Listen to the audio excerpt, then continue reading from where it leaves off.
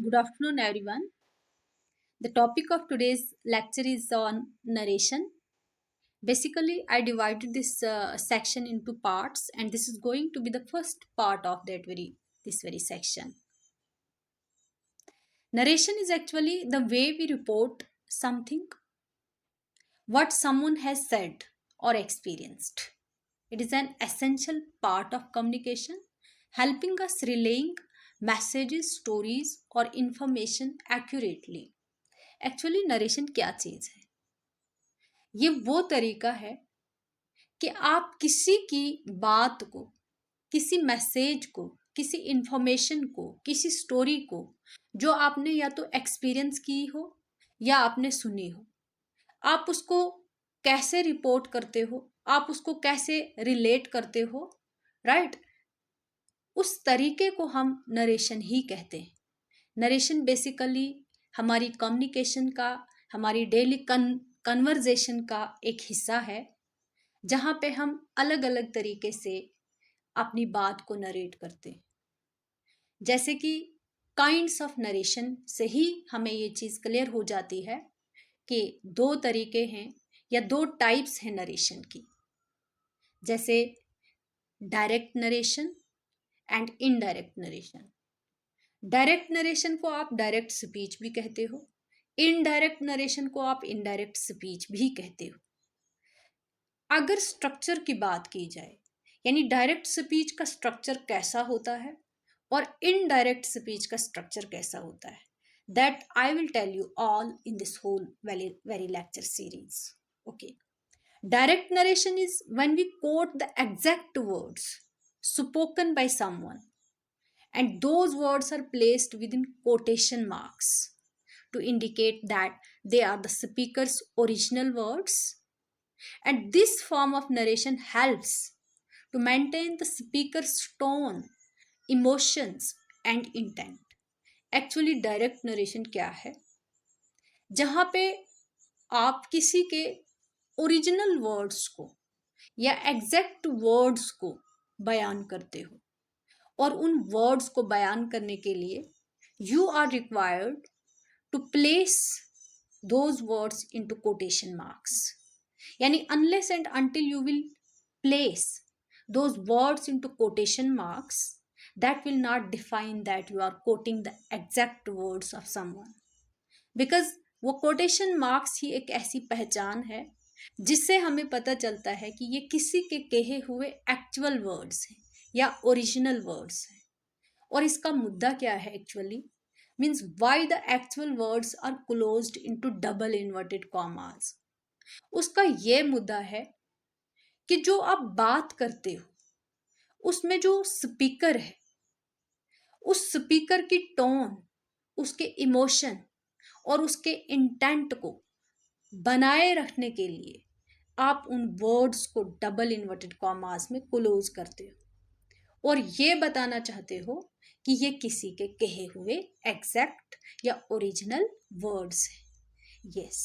अगर स्ट्रक्चर की बात की जाए तो रिपोर्टिंग वर्ब और रिपोर्टेड स्पीच का नाम सुना ही होगा आपने, और वो दो पार्ट्स जो हैं वो डायरेक्ट नरेशन की पहचान है, एक स्ट्रक्चर है.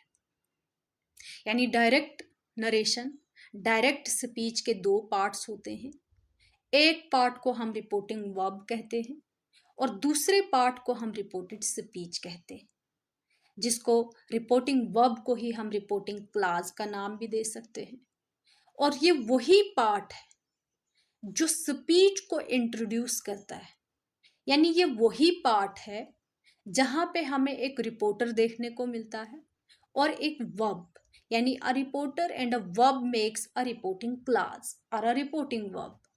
जैसे she asked, she is here reporter and asked is here verb, so it shows this is reporting verb. Actually reporting verb और reported speech ये डायरेक्ट नरेशन का एक स्ट्रक्चर है. रिपोर्टिंग वर्ब को रिपोर्टेड स्पीच से एक पंक्चुएशन मार्क, कॉमा से separate किया जाता है, और रिपोर्टेड स्पीच को, जैसे कि इसमें एक्चुअल वर्ड्स होते हैं और उन एक्चुअल वर्ड्स यानी स्पीकर के जो एक्चुअल वर्ड्स होंगे उनको हम डबल इन्वर्टेड कॉमास में क्लोज करते हैं, और वही इसकी पहचान है। ऑलराइट। और यस, वन मोर थिंग, कि जब आप रिपोर्टेड स्पीच लिखना शुरू करोगे तो उसका जो पहला लेटर होगा, यानी रिपोर्टेड स्पीच का पहला letter, the first letter, that is always capitalised, यानी उसको हमेशा कैपिटल लेटर से आप शुरू करोगे। ये वो दो पार्ट्स हैं जहां पे मैंने एक एग्जांपल भी सेट की है यहाँ पे। जैसे John said, John said I am going to the library. John said, देखो इसको एक एक कॉमा से हमने अलग किया है, और I am going to the library इसको डबल इन्वर्टेड कॉमास में हमने क्लोज किया है। डबल इन्वर्टेड कॉमास मीन्स कि ये एक्चुअल वर्ड्स हैं यहाँ पे जॉन के। जॉन यहाँ पे स्पीकर है, जॉन यहाँ पे बोलने वाला है, रिपोर्टर है, और said is here verb. All right, ये यहाँ पे आइडेंटिफिकेशन के लिए मैंने आप लोगों के लिए एक एग्जाम्पल सेट की हुई है। Yes, we are not suppose to with do here it, but this is just an example to show you how the reporting verb and how the reported speech is the combination or the structure of direct narration, direct speech. Okay, now comes the point of indirect narration. Indirect narration है क्या?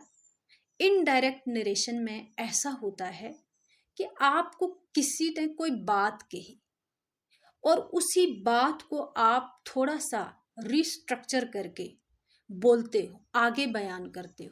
Meaning तो same रखोगे, यानी meaning कभी भी change नहीं होगा, लेकिन उसका स्ट्रक्चर जो है थोड़ा सा चेंज करना है।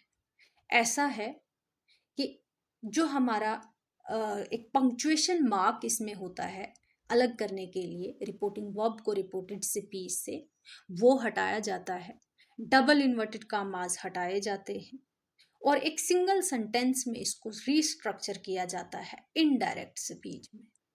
और इनडायरेक्ट करने के लिए कोई स्पेसिफिक रूल्स हैं, कुछ रूल्स हैं, वो रूल्स मैं आप लोगों को साइड बाय साइड बता दूंगी इन नेक्स्ट वीडियोस।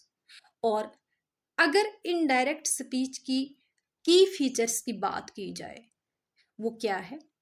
एक तो मैंने आपको बता दिया कि कोटेशन मार्क्स हटा दिए जाते हैं, सिंगल कॉमा जो पंक्चुएशन मार्क है उसको हटा दिया जाता है। देन टेंस का इस्तेमाल किया जाता है, यानी tense changes in indirect speech, यानी इनडायरेक्ट स्पीच में हम टेंस को चेंज करते हैं, उसका भी एक रूल है, और उस रूल के मुताबिक टेंसेस को चेंज किया जाता है इनडायरेक्ट स्पीच में। प्रोनाउंस और टाइम की अगर बात की जाए वो भी चेंज होता है, but that depends on the context of the sentence, यानी आपका सेंटेंस कैसा है उसी पर डिपेंड करेगा कि आप कैसे प्रोनाउंस को चेंज करोगे। उसका भी एक फॉर्मेट होता है, that I will also let you all people know in the next video इंशाल्लाह। अच्छा, वन मोर थिंग, अगर इनडायरेक्ट स्पीच की बात की जाए कि ये कहाँ पे हम यूज करते हैं, जब भी किसी फॉर्मल राइटिंग की बात आती है, जैसे न्यूज, रिपोर्ट्स, समरीज, राइट, और एवरीडे कन्वर्जेशन, जब हमने किसी की बात को दूसरे बंदे तक या दूसरों तक पहुंचाना होता है, और वहां पे हमें इनडायरेक्ट स्पीच का इस्तेमाल करना पड़ता है। So this is all about the basic introduction of narration. Hope you understood well. In the next video, I will make you all guys to know about all the rules of the narration one by one. Just hit the bell icon, subscribe my channel so that you could know best and the best in my next videos, inshallah. Thank you so much.